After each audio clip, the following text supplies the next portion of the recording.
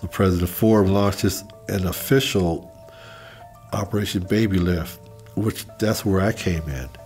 And that's when the Air Force started evacuating these babies out officially. And my aircraft, the C-5A Galaxy, was the first official aircraft to start the evacuation of these orphans that were funneling into Saigon. And President Ford ordered the evacuation of over 3,000 kids. And of course, as my airplane was the first to start this evacuation, unfortunately, we ended up crash landing in the rice paddies outside of Saigon.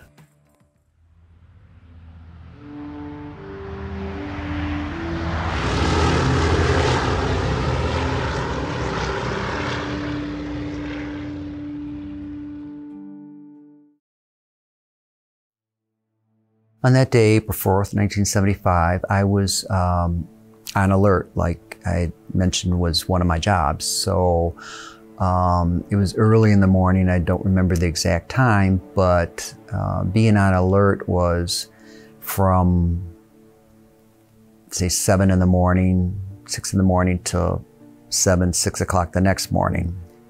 You got the call. We'd carry around these phones, these big phones, and they'd alert us to come in.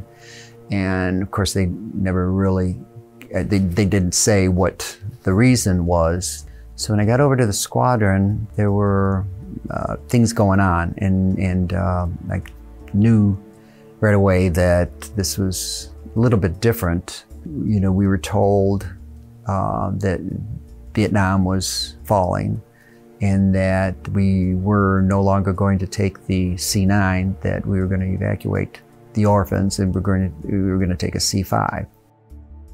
President Ford had ordered Operation Babylift, the launching of Operation Babylift, and our crew that they assembled will be going into Saigon to airlift thousands of orphans out of Saigon, and that we would not be using this DC-9 Nightingale, that we will be using the Air Force's largest aircraft, which was the C-5A Galaxy.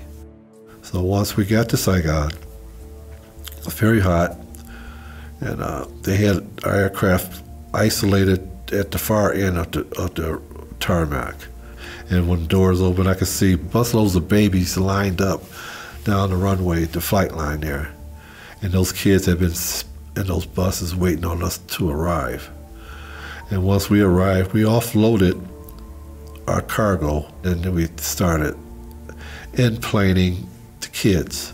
And we started with the infants by placing them upstairs in the C-5 in the crew compartment, and all the older kids and adults and litter patients were positioned in the cargo section on the floor. We didn't have seats down there. The only seats that we had in the cargo section were catwalk seats, or jump seats along the side of the aircraft. And we put the older kids in those seats.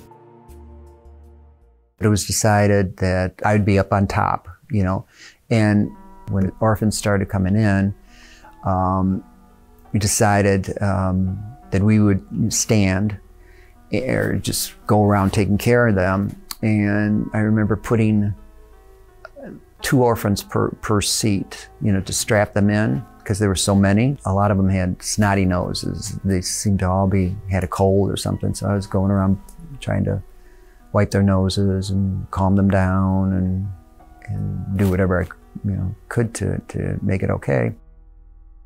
Once we got loaded up, and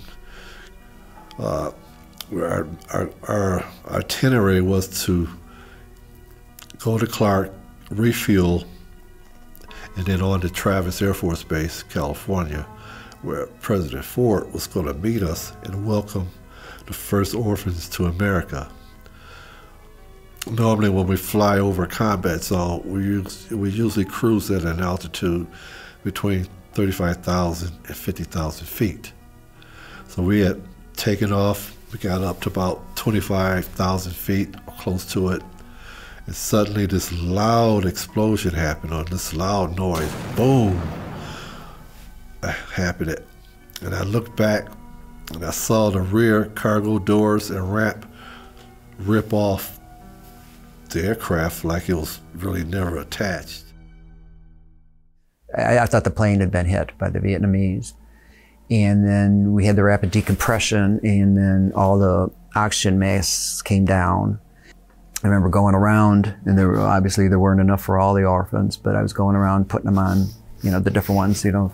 And it didn't seem like very long that after the rapid decompression, I did look around, and the other crew members were taking off their masks. So I thought, oh, okay, that's great. It's all over with. There's nothing to worry about. I remember hearing the screaming and yelling, and a lot of fog in the air. I remember seeing bodies sucked out. I remember the coldness, and at that point, I knew it was abnormal to see the sky. But at that point, I tried to stay focused because I never thought I was going to die. I didn't have time to think about that. But the screaming and the yelling and the fear around me was saying otherwise. So therefore, I didn't have time to be afraid because I was unable to breathe. I tried to breathe, but I couldn't breathe. So the pilot, what he did, he tried to turn the aircraft around and go back to the base at Son Nhut Air Base, Saigon. We were over the South China Sea when the doors blew off, by the way. And so instead of crash landing in the South China Sea, he tried to make it back to the base. And he realized that he wasn't going to make it. He ended up bellowing down on one side of the Saigon River, and we went airborne again. And we just barely cleared the other side of the river. And the aircraft bounced and broke apart. And keep in mind that when we bellied down, we had the belly full of passengers, and of course I was down there myself.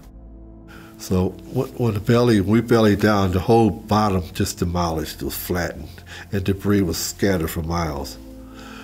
And the crew compartment where the babies were, that part slid off the belly of the cargo section like a toboggan. You know, it slides off, it broke away, and it rolled over and kind of slid off. So we only lost 2 kids in the crew compartment. But in the cargo compartment, we lost everybody. I found out later that I was the only survivor out of nearly 200 out of that cargo section. The mud was flying all over the place. I went flying all over the place. I remember being wedged in like the seats, and I'd fly over here and fly over there. And I was flying, and then I remember seeing the side door open, the escape door. And then, I could hardly breathe, you know. And so then I just started. Somebody was outside. We just, you know, best we can, just getting all the kids out. Air America, which is an arm of the CIA, they cordoned off the crash site because as soon as the plane crashed, the local villagers just raced to the crash site, just pillaging the crash site, just taking whatever they could. And so the CIA or the Air America people, they started cordoning off their crash site so we could try to keep these people from taking the belongings of crew or whoever was there that was part of the rescue. The CIA saw me off to a distance in the burning wreckage, and my uniform was a white shirt with dress blue trousers. So they saw my white shirt off to a distance and said, wow, we better save the medic's body so it won't burn. So once they got to me, they found me hanging upside down, my left leg entangled in wire cable, and my head was open, my eyeball hanging out, my chest. They said, well, we better save his body so it won't charge. So they got to untangling me, and then they said, wow, this dude's still alive. They had me get out of the plane, And all the orphans, a lot of the orphans we were in a mud, in a rice paddy. So there was a lot of mud. My assignment was to keep their heads out of the water so they wouldn't fall over and fall and drown. I had 5 broken ribs and collapsed lung and several other injuries. Then it seemed like the next thing I know, I was getting on a helicopter and flying back to the base. I stayed in a hospital there in Saigon. I had to go through multiple surgeries, which I don't remember. My commander at Clark Air Base, they sent the DC-9 in to pick me up and the deceased bodies and bring them back to Clark. So I woke up 2 or 3 days later in intensive care at Clark Air Base Hospital. And once I woke up from that, I had to go through surgery again. I went through multiple surgeries. And I spent approximately 6 months in the hospital. The doctors thought I wouldn't be able to see out of my left eye. They thought I'd be a vegetable. And of course, I'm thinking to myself, oh no, that's it. Of course, the Lord, He's the boss. He's the decider. I really had a lot of guilt about surviving when so many didn't, I think what really helped me a lot was I had gone back to Vietnam, and I met some of the orphans who did survive. I met 2, and I have the picture where they were on that plane specifically. I thought to myself, they could have been one of the ones sitting right in front of me that I put a mask on or did whatever for. It really did put a lot of closure for me to it. And so it's better now. I went back to Vietnam on the 35th anniversary, and I went back to Vietnam on the 40th anniversary, which was in 2015. Once again, where we organized, and I got to meet 5 of kids that survived my airplane crash. And we just had a great time. We cried together, we hugged together. And what moved me was the fact that these kids that survived the plane crash with me, how they thanked me for saving their lives and giving them new lives, and how they showed their compassion for the lost crew members that didn't survive, my crew members. That really moved me. It brought me to tears, actually, and that helped bring about some closure for me. I was so glad to have joined the Air Force. In life, you go through whatever you go through, and when people are asked if you change anything, you do anything differently, no, it was meant to be this way. And so,